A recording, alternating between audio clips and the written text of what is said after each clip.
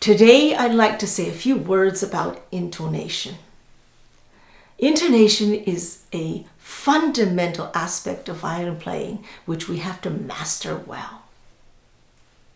Why is it important? Well, let me put it this way. If you play out of tune, it's like publishing a book with all sorts of wrong spellings in it. And you wouldn't want to do that, would you? Okay. Also, it'd be like, well, if you go to your room and you have a bunch of dirty laundry and you just leave it lying on the floor. Not very good. No, and your mother wouldn't be pleased either. So we need to make sure intonation is very clean. Maybe it has something to do with our innate feeling of the proper proportions between notes. When things are right, it just feels clean. It feels correct. Remember in the Renaissance age, people all knew about the golden ratio, the divine proportion, as Da Vinci called it. He sketched that famous sketch of that man called the Vitruvian Man. And there he wrote that everything in nature possesses that divine proportion, whether it's a honeybee comb or a flower or tree or a human body or anything. It exists everywhere in our universe. It's a beautiful number, beautiful ratio. Shells, everything. It derives from the Fibonacci series. Now, the intervals in music are also possesses that kind of a ratio. So if you get it clean, then it feels wonderful. Everything just makes you feel right. It's like that old saying, your mother saying, cleanliness is next to godliness. So always keep everything in the right ratio. Feel what that ratio is. That's why intonation is very important. And it's actually, contrary to popular belief, very easy to do, as long as you're relaxed. So always stay relaxed. When you're relaxed, your senses are open. We have our senses there to let us take in all the information in the world around us, whether through our sight or through our hearing, through our taste buds, through our touch, through our smell. All those fascinating different colors and varieties and wonderful smells and wonderful touch and feelings and so on. That's information we need to gather. So we need to keep our brain really calm and cool, as calm and cool as a cucumber.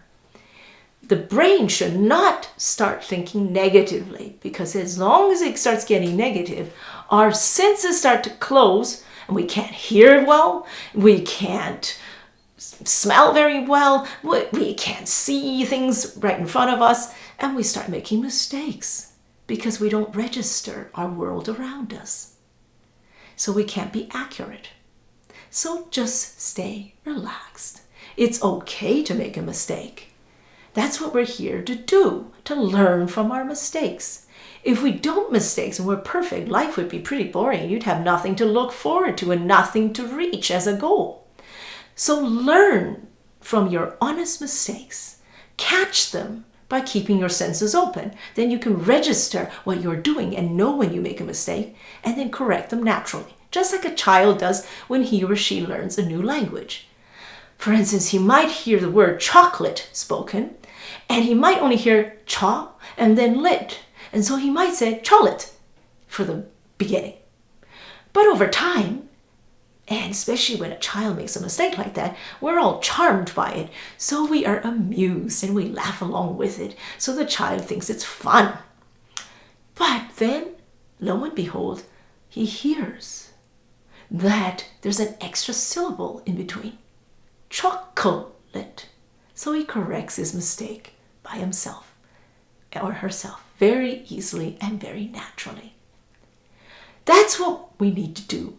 That's the attitude we need to have in order to learn quickly. So don't be afraid of intonation. It's actually very easy. We just need a good system. Look, the violin is actually very short. We only play in mostly the first 6 positions. We sometimes go to the E harmonic way up here, and that's about 1 inch from the end. Just look for it, and then you have your E harmonic. Very easy. It's very easy to find.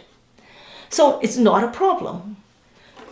In the first 6 position, we just have to play well in the first 6 positions. If we get our first position correct, we have our frame of our mind stabilized, and we know the 3 patterns, 2 semitones and a whole tone. We know to prepare the fingers either square for the C or G or F or B flat on the different strings, and open it for the C sharp, G sharp, F sharp, and B on the different strings, or A sharp, opening it up. Then we'll always play in tune. We just need to rotate our hand to the right when we go to a lower string and to the left for a higher string. Now, the second thing we have to remember is that hands are made to play in tune, because look at what happens. The distance between the first and fourth fingers are bigger when we're up far away from our body. As soon as we start to bring the arm over, look what happens. The distance between the first and the fourth fingers gets smaller. And that's exactly what happens on the violin. The distance gets smaller. So an octave here is actually only a third here. Don't think it is an octave. It's not. It's only a third. And we play out of tune because we thinking that it's an octave. So we sometimes overstretch or do something strange. Just let the hand naturally close up and you'll be fine. You'll find all your octaves without any problem.